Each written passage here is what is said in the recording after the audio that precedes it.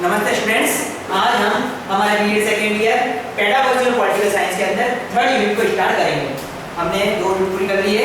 Third unit जिसके अंदर राजनीति विज्ञान शिक्षण का व्यावसायिक विकास, इसके अंदर हम एक शिक्षक के अंदर क्या गुण होने चाहिए, शिक्षक को अंदर अपने अंदर किस तरह स्किल डेवलप करनी चाहिए, एक शिक्षक को अपनी शिक्षण के साथ साथ कौन कौन से व्यावसायिक गुणों का निर्माण करना चाहिए, जो सेमिनार्स होते हैं, वर्कशॉप होते हैं, इन सब बातों के बारे में, इन सब जानकारियों को हम इस थर्ड यूनिट में अध्ययन करेंगे। तो इसी में आज हमारा जो टॉपिक है, आज का टॉपिक हमारा राजनीति विज्ञान का अध्यापक। राजनीति विज्ञान का अध्यापक। हम जब हम शिक्षण की जो प्रक्रिया के बारे में बात करते हैं, शिक्षण की प्रक्रिया, तो उसमें हमारा एक जो कौन है, शिक्षक उससे जुड़ा हुआ है। शिक्षक उससे जुड़ा हुआ है। विद्यार्थी और शिक्षक दो इसके अभिन्न अंग हैं। तो शिक्षक इस शिक्षण प्रक्रिया से जुड़ा हुआ है। जब हम विद्यालय के अंदर कक्षा कक्ष शिक्षण की बात करते हैं या विद्यालय में हम बालकों के भविष्य की बात करते हैं, तो बिना एक अध्यापक के, बिना एक शिक्षक के इस बात को हम नहीं मान सकते। यानी कि हम बालकों के बेहतर भविष्य को निर्मित करने के लिए, अच्छे शिक्षण कराने के लिए शिक्षक को अहम कड़ी के रूप में मानते हैं। यह एक अहम रोल रखता है जिसके माध्यम से हम बालकों को बेहतर से बेहतर शिक्षण प्रदान कर सकते हैं। कक्षा कक्ष का वातावरण, विद्यालय की जो परिस्थितियां हैं और विद्यालय को किस तरह से आगे बढ़ाना है, इन सब के अंदर शिक्षक अपनी भूमिका निभाता है। बालकों को एक बेहतर मार्ग प्रदान करने के लिए शिक्षक अपनी भूमिका को निभाता है। इसलिए हम इस बात को कहेंगे कि जब शिक्षक की बात होती है, तो हम यहाँ पर राजनीति विज्ञान संदर्भ पढ़ रहे हैं, तो सामान्य शिक्षक की बात होती है तो शिक्षक को अपने अंदर कुछ गुणों का निर्माण करना है कि उस गुणों के निर्माण करने के माध्यम से वो बालकों के बेहतर भविष्य की नींव रख सके।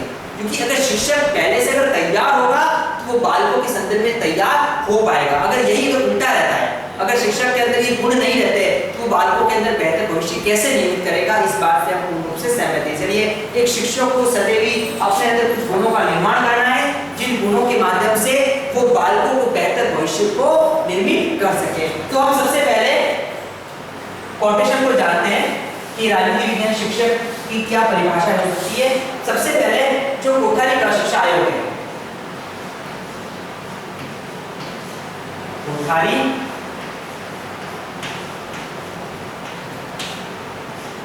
शिक्षा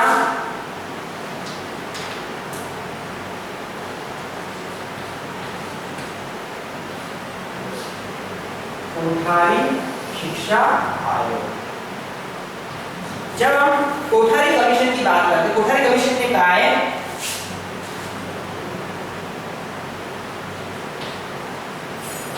भारत का योग्य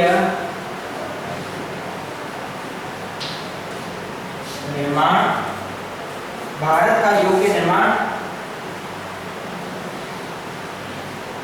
इस समय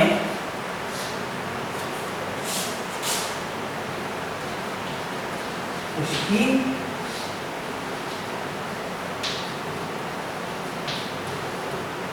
कक्षाओं में हो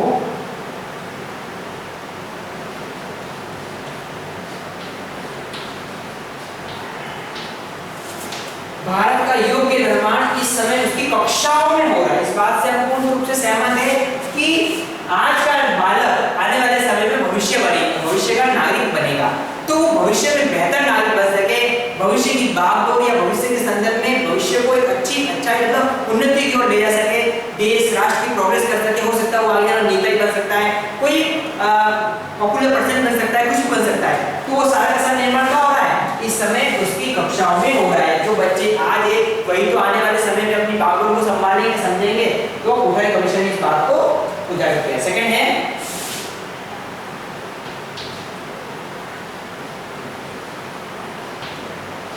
हुमायूं कबीर। उन्होंने कहा है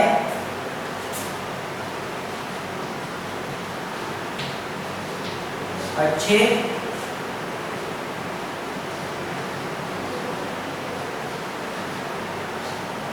शिक्षक के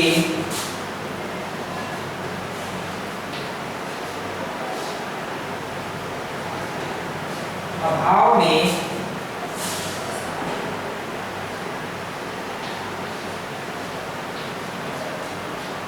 शिक्षा की अच्छी से अच्छी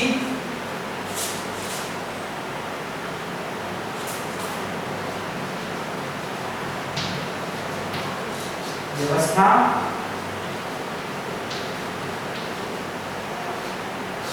असफल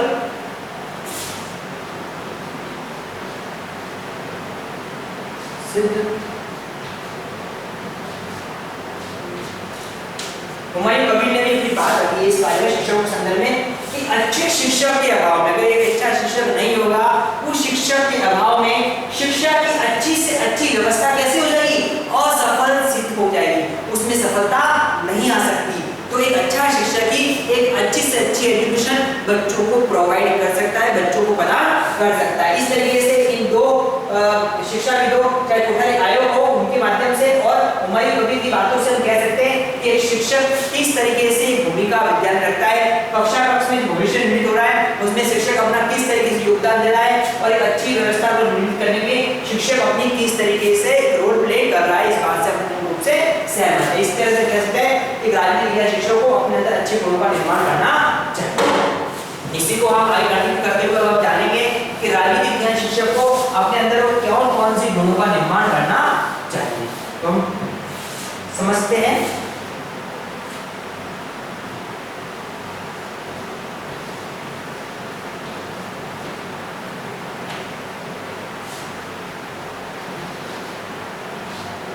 शिक्षक के गुण।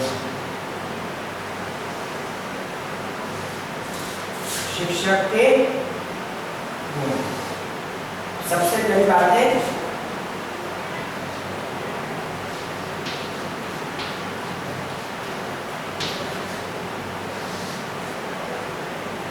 सामान्य गुण और सेकेंड है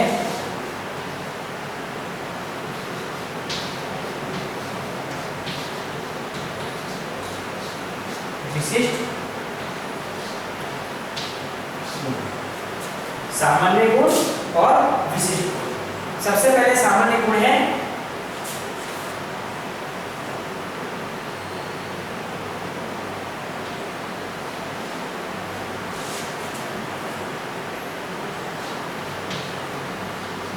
उत्तम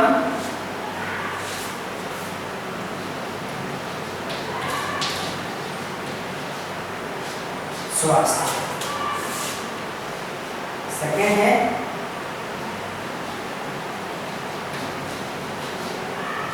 प्रभावी भाषा शैली। तीसरा है चरित्र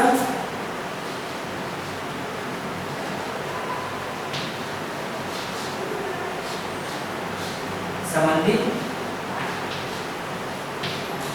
गुण। अगला है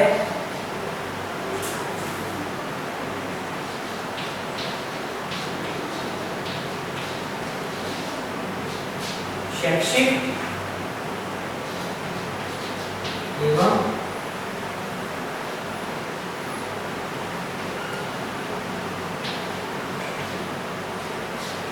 शिक्षण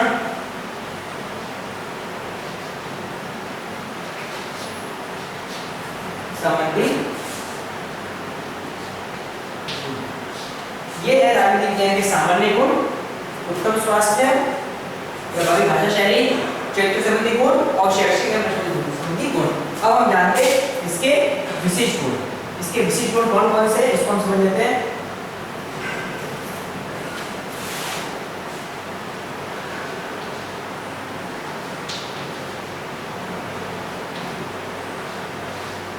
विषयगत गुण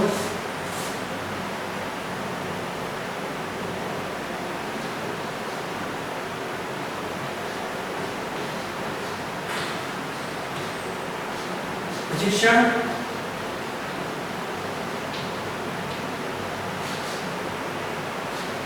संबंधी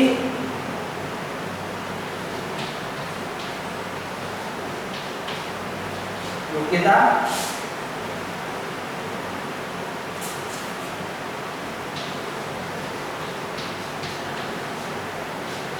व्यवसाय में निष्ठा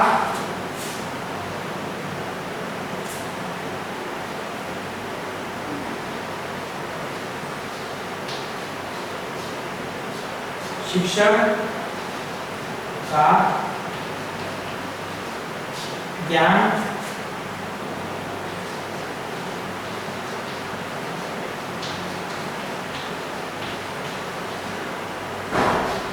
व्यावसायिक गुण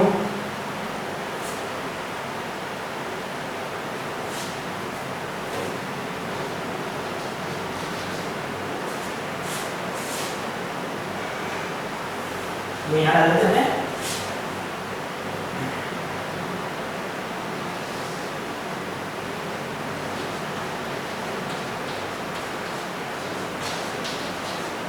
व्यावसायिक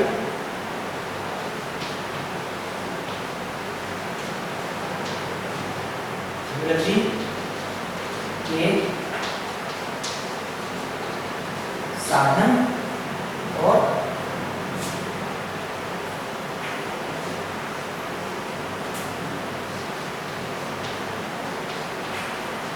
समाप्त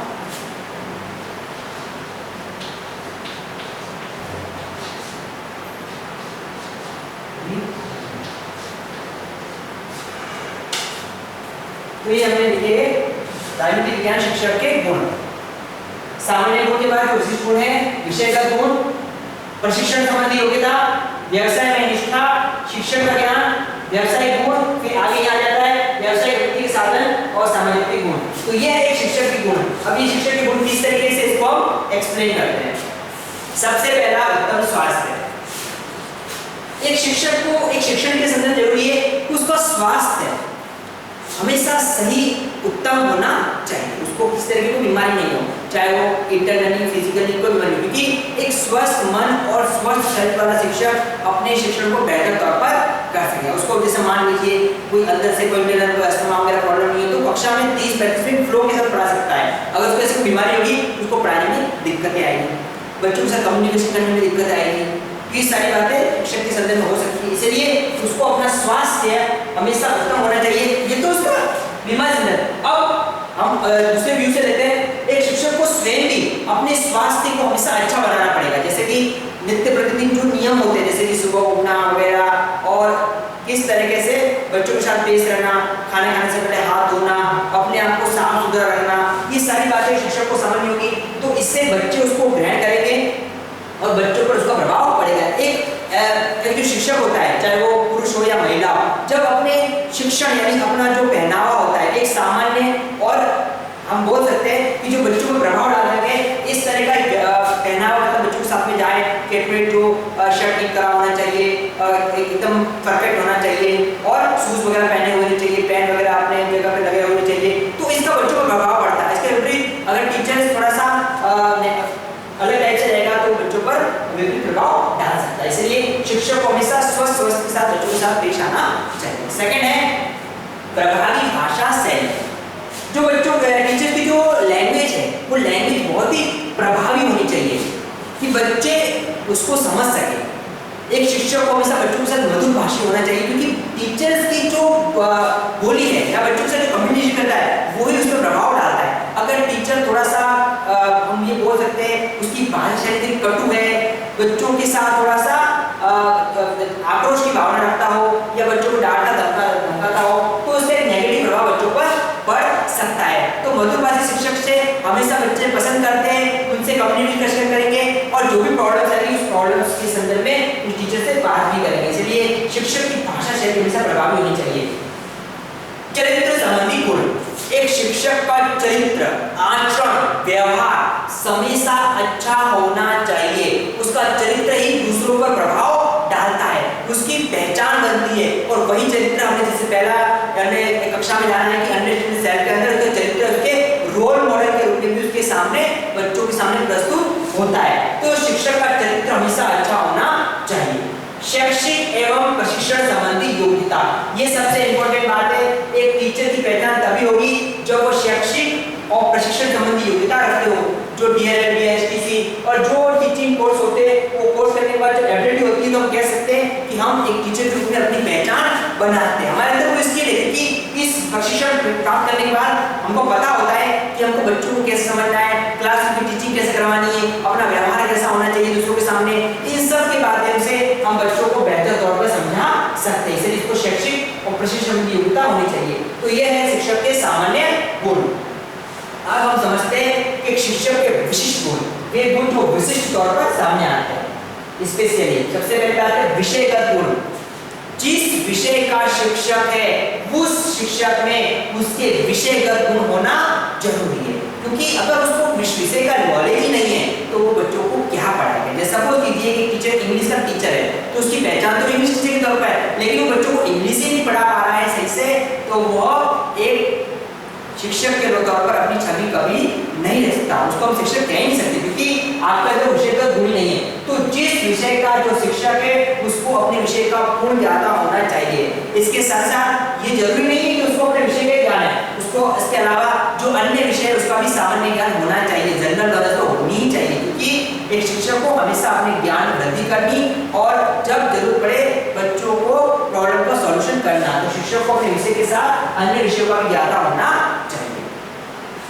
प्रशिक्षण संबंधी योग्यता जो हमने यहाँ जानी कि टीचर को एक ट्रेनिंग लेनी पड़ेगी, चाहे वो डीएड है, बीएसटीसी है, बीएड है या इसके अलावा जो भी अलग जो बीपीटी वगैरह होते हैं, ये सारी योग्यता एक शिक्षक को लेनी पड़ेगी, क्योंकि इसी योग्यता से उसके अंदर स्किल आएगी और यही उसको अंदर बेहतर शिक्षण का निर्माण करेगी।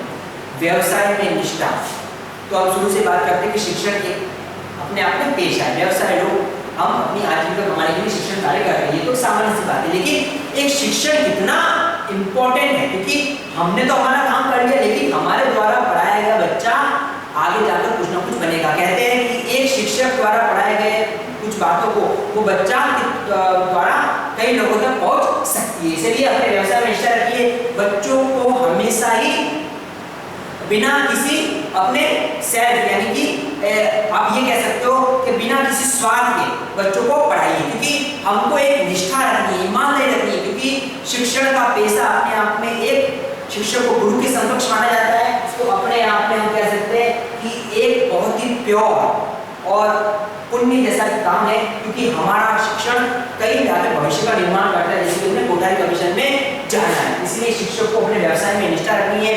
विद्यालय और कक्षा में जाता है तो कभी भी शिक्षण से दूर नहीं भागना है कि ठीक है कल पढ़ा लेंगे, बहुत है, आज बैठे रहो बच्चों से बातें करो, इस तरह का काम नहीं करना है। अपनी ईमानदारी जितना समय है उसमें बच्चों के भविष्य को ध्यान रखते हुए शिक्षण करवाना है। शिक्षण का ज्ञान सबसे इम्पोर्टेंट बात है कि जब आपने शिक्षण का प्रशिक्षण ले लिया, विषयगत गुण है, व्यवसाय में निष्ठा है, तो आपको अंदर शिक्षण का ज्ञान भी होना चाहिए, क्योंकि समय समय परिस्थितियां बदलती है और परिस्थितियों के हिसाब से शिक्षक को अपने आप को ढालना जरूरी है। अगर वो परिस्थिति को शिक्षक समझ लेता है तो समझ जाएगा उसको शिक्षण का ज्ञान है। अपने विषय को कैसे पढ़ाना है, अपने विषय को आकर्षक कैसे बनाना है, उसमें प्रभावीपन कैसे लाना है, बच्चा उसको किस तरीके से समझेगा, इन सब बातों को ज्ञान एक शिक्षक को होना चाहिए, तभी वो अपने शिक्षण को प्रभावी बना सकता है। और हमको सबको पता है कि परिस्थितियां जो बदल रही है, जिसमें ऑनलाइन टीचिंग एक सारा बन चुका है, तो उस ऑनलाइन टीचिंग कैसे करानी है, इसके लिए उसको टेक्नोलॉजी का नॉलेज होना चाहिए और उसी से अपने वो शिक्षण को बेहतर रूप से प्रदान कर सकता है। इसलिए शिक्षक को अपने शिक्षण का बेहतर रूप से प्रदान करने की योग्यता होनी चाहिए। व्यवसायिक गुण, शिक्षण का जो व्यवसायिक गुण है उस व्यवसायिक गुण की उसके अंदर भाव होना चाहिए कि वो बच्चों को किस तरीके से पढ़ाएगा और अपने व्यवसाय में किस तरीके से निष्ठा प्रदान करेगा। व्यवसायिक अभिवृद्धि के साधन, बहुत इंपॉर्टेंट बात है कि एक शिक्षण को हमेशा समय समय पर अपने आप को, क्या आपने बीएड कर ली या कोई भी शिक्षण शास्त्री कोर्स कर लिया या कुछ भी कर लिया कि आप शिक्षक बन के अपना काम खत्म हो गया, नहीं। समय परिस्थिति के हिसाब से जो भी व्यावसायिक अभिवृद्धि के साधन है उन साधनों मतलब उन सोर्स का सहारा लेना चाहिए, चाहे वो कार्यशाला हो जिसको वर्कशॉप बोलते हैं, संगोष्ठी हो जिसको हम सेमिनार बोलते हैं, सेमिनार का जो वर्तमान उनका वेबिनार हो गया क्योंकि वो हम ऑनलाइन बेस पर कर रहे हैं, ठीक है। तो इस तरीके से जो इसकी संगोष्ठी वगैरह होती है, लेक्चर्स होते हैं, इसको समय समय पर ज्वाइन करते रहना चाहिए, समझना चाहिए ताकि वो अपने शिक्षण में वृद्धि कर सकेगा और अपने व्यावसायिक अभिवृद्धि यानी अपने आप को इम्प्रूव करेगा, आगे के लिए बच्चों के संदर्भ तैयार करेगा और बेहतर शिक्षण का निर्माण करेगा। अगला है समाज उपयोगी गुण, और अपने अंदर जो समाज उपयोगी गुण है जिससे कि एक बेहतर समाज का निर्माता, बालकों को बेहतर भविष्य निर्माण करना, एक बालकों को एक बेहतर राष्ट्र रूप में निर्मित करना, ये सब के सब बातें कब है समाज उपयोगी गुण के माध्यम से संदर्भ है। तो इस समाज उपयोगी गुण को हम आगे कंटिन्यू परिभाषा से समझ लेंगे। तो ये है हमारे शिक्षक के गुण, इसके अंदर सामान्य और विशिष्ट गुण आते हैं।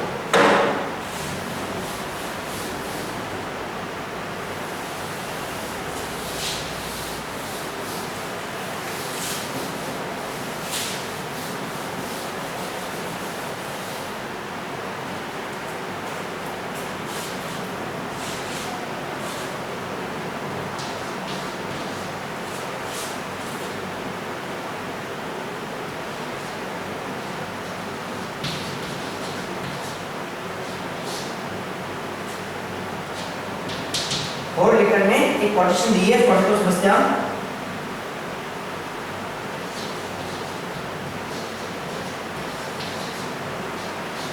संक्षेप में वह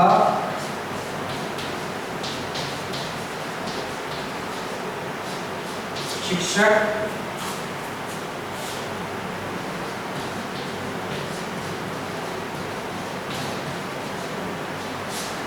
करेक्टली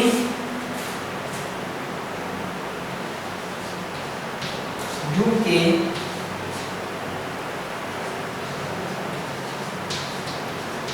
एथेंस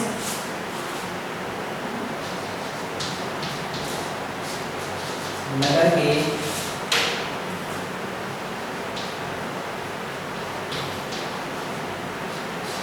नागरिक की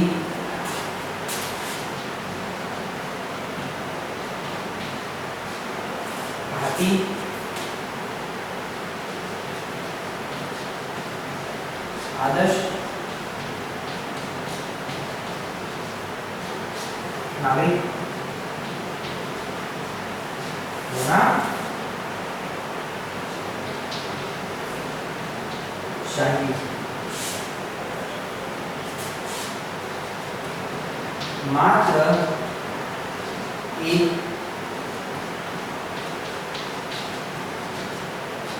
नागरिक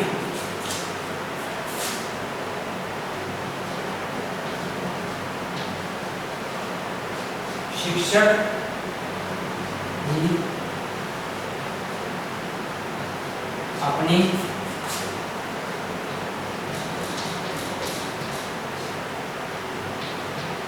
छात्रों में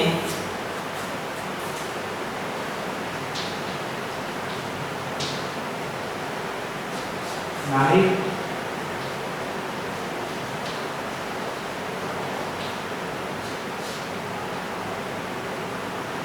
दक्षता का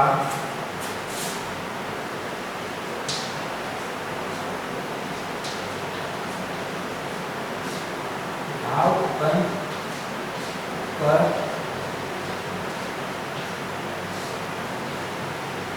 सकता।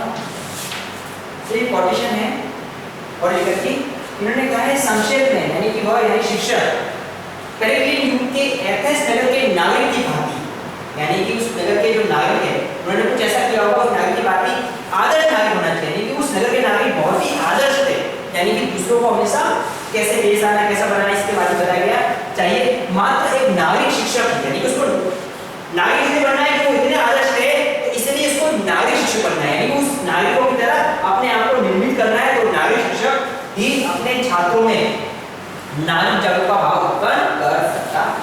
जब आप एक अच्छे नागरिक बने यानी कि शिक्षक को सबसे पहले कहने का तात्पर्य एक नागरिक बनना होगा। कैसा नागरिक? एक आदर्श नागरिक। जब वो आदर्श नागरिक बनेगा तो हम हमारे बच्चों को यानी कि विद्यालय के स्टूडेंट्स को भी एक आदर्श नागरिक के तौर पर बना सकता है और एक बेहतर शिक्षण गुणों का निर्माण कर सकता है, भविष्य से तैयार कर सकता है। तो ये हमने जाना कि राजनीति विज्ञान अध्यापक के जो शिक्षक के गुण हैं वो किस तरीके से हैं। तो हमको इस बात से पूर्ण रूप से सहमत है कि शिक्षक होने के नाते हम जब शिक्षक बन जाते हैं तो हमको हमारे अंदर इस सामान्य और विशिष्ट गुणों का समावेश होना चाहिए। अब आपका असाइनमेंट है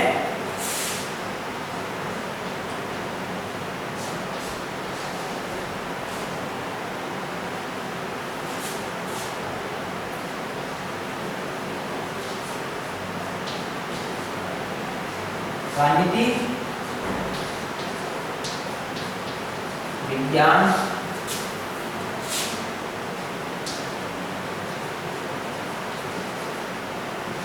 अध्यापक के गुण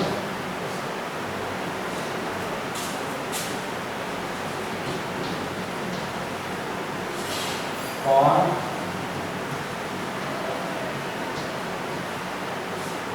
से